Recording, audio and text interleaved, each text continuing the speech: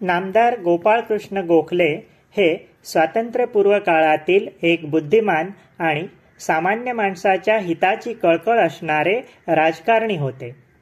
सर्वोच्च कायदे मंडळातील त्यांच्या युक्तिवादाने भारताच्या व्हाईसरॉयवरही माघार घेण्याची वेळ येत असे.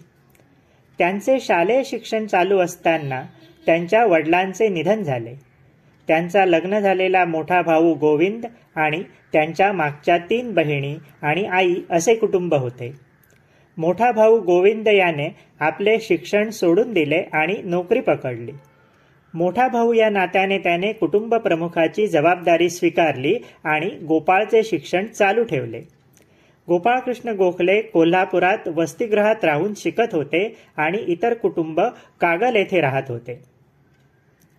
गोविंदची नोकरी काही फार मोठी नव्हती.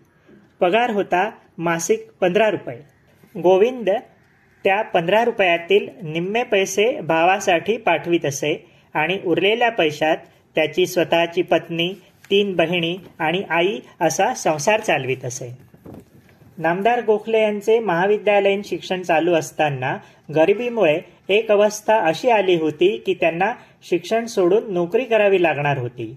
तेव्हा त्यांच्या मोठ्या भावाच्या म्हणजे गोविंदच्या पत्नीने आपले जे काही थोडे बहुत दागिने होते तेही गहाण ठेवण्याची तयारी दाखवली, पण गोपाळरावांच्या शिक्षणात खंड पडू दिला नाही.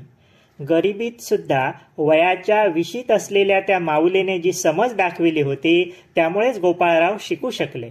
आपला भाऊ आणि वहिनी यांचा त्याग गोपाळकृष्ण गोखले आयुष्यभर विसरले नाहीत आणि आपल्या कर्तृत्वाने त्यांनी महाराष्ट्राचा इतिहास उज्ज्वल बनविला.